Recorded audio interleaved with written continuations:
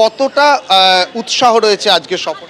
আমরা তো কাল রাত্রি থেকে একদম এক্সাইটেড হয়ে একদম নিউজ চ্যানেলে মেসি আসছেন, মেসি যাচ্ছেন, সকাল থেকে এক্সাইটেড। পরীক্ষা শেষ হয়ে গেছে, আমরা একদম চলে এসেছি সকাল সকাল দেখার জন্য।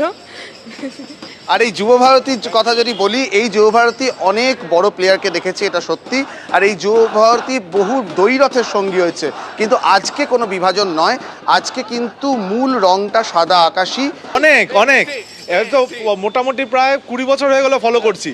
তা যাকে ফুটবলে এত ভালোবাসি দেশের বাইরে, সেরকম তাকে যে সামনাসামনি দেখবো, এটার জন্য অনেকক্ষণ ধরে অপেক্ষা করে আছি। আমরা আমার এক বন্ধুর জন্য অপেক্ষা করছি, এলেই আমরা যাব ভেতরে। তো উন্মাদনা তো অনেক আছে। এই টিকিটটার যে ছবি তুলছিলেন, এই টিকিট এবং টিকিটের ছবি, এটা বোধহয় আজীবন সঙ্গে থেকে যাবে। এটা আজীবন আমাদের সঙ্গে থাকবে, আর এই মেমোরি আমাদের একটা অদ্ভুতভাবে সাথে থাকবে, যাতে আমরা পরেও ঘুরে ঘুরে গুগল ফটোসে বারবার এটা দেখতে পারি, বারবার ছবিটা আসবে, আমাদের এটা সমস্ত সময় সাথে থেকে যাবে। আর কিছুক্ষণ বাদে মেসিকে দেখবে, কি অনুভূতি? অবভিয়াসলি এটা একটা বড় পাওনা। সদুল দত্ত একটা বড় কাজ করেছে, একটা ভগবান মূল্য মানুষকে রেখেছে। আমার জন্য তো ভগবান, অবশ্যই সবার জন্যই ভগবান এখানকার।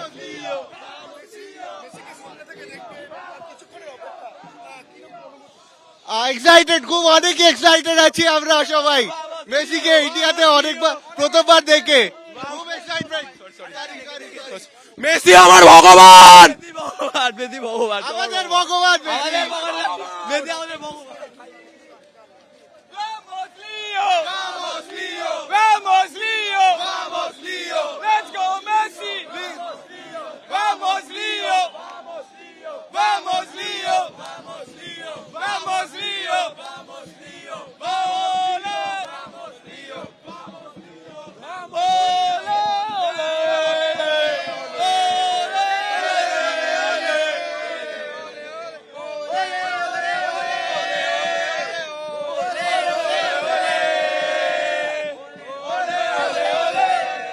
দেখতেই পাওয়া যাচ্ছে যে মেসি ভক্তরা তারা ভ্যামোস লিও এবং ওলে ওলে গান গাইতে গাইতে তারা যুবভারতীতে ঢুকছেন। হ্যাঁ দেখো, আর 10টা সাড়ে 10টার পরেই কিন্তু যুব ভারতী ক্রীড়াঙ্গনে লিওনেল মেসি চলে আসার কথা।